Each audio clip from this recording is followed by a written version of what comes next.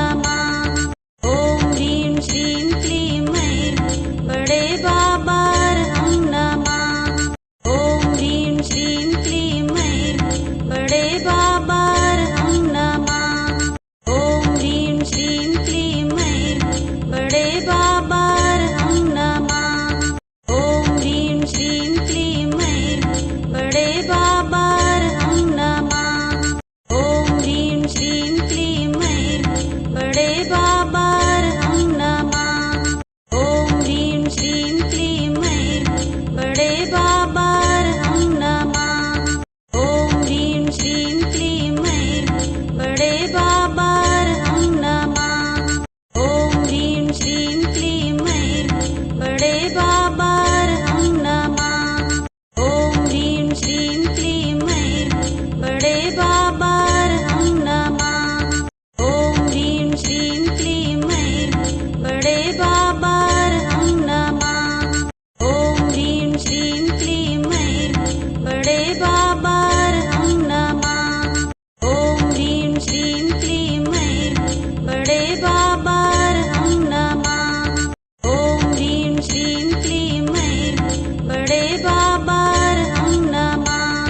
ॐ ह्रीं श्रीं क्लीं ऐं बड़े बाबार्हं नमः। ॐ ह्रीं श्रीं क्लीं ऐं बड़े बाबार्हं नमः। ॐ ह्रीं श्रीं क्लीं ऐं बड़े बाबार्हं नमः। ॐ ह्रीं श्रीं क्लीं ऐं बड़े बाबार्हं नमः। ॐ ह्रीं श्रीं क्लीं ऐं बड़े बाबार्हं नमः। ॐ ह्रीं श्रीं क्लीं ऐं बड़े बाबार्हं नमः। ॐ ह्रीं श्रीं क्लीं ऐं बड़े बाबार्हं नमः। ॐ ह्रीं श्रीं क्लीं ऐं बड़े बाबार्हं नमः। ॐ ह्रीं श्रीं क्लीं ऐं बड़े बाबार्हं नमः। ॐ ह्रीं श्रीं क्लीं ऐं बड़े बाबार्हं नमः। ॐ ह्रीं श्रीं क्लीं ऐं बड़े बाबार्हं नमः। ॐ ह्रीं श्रीं क्लीं ऐं बड़े बाबार्हं नमः। ॐ ह्रीं श्रीं क्लीं ऐं बड़े बाबार्हं नमः। ॐ ह्रीं श्रीं क्लीं ऐं बड़े बाबार्हं नमः। ॐ ह्रीं श्रीं क्लीं ऐं बड़े बाबार्हं नमः। ॐ ह्रीं श्रीं क्लीं ऐं बड़े बाबार्हं नमः। ॐ ह्रीं श्रीं क्लीं ऐं बड़े बाबार्हं नमः। ॐ ह्रीं श्रीं क्लीं ऐं बड़े बाबार्हं नमः। ॐ ह्रीं श्रीं क्लीं ऐं बड़े बाबार्हं नमः। ॐ ह्रीं श्रीं क्लीं ऐं बड़े बाबार्हं नमः। ॐ ह्रीं श्रीं क्लीं ऐं बड़े बाबार्हं नमः। ॐ ह्रीं श्रीं क्लीं ऐं बड़े बाबार्हं नमः। ॐ ह्रीं श्रीं क्लीं ऐं बड़े बाबार्हं नमः। ॐ ह्रीं श्रीं क्लीं ऐं बड़े बाबार्हं नमः। ॐ ह्रीं श्रीं क्लीं ऐं बड़े बाबार्हं नमः। ॐ ह्रीं श्रीं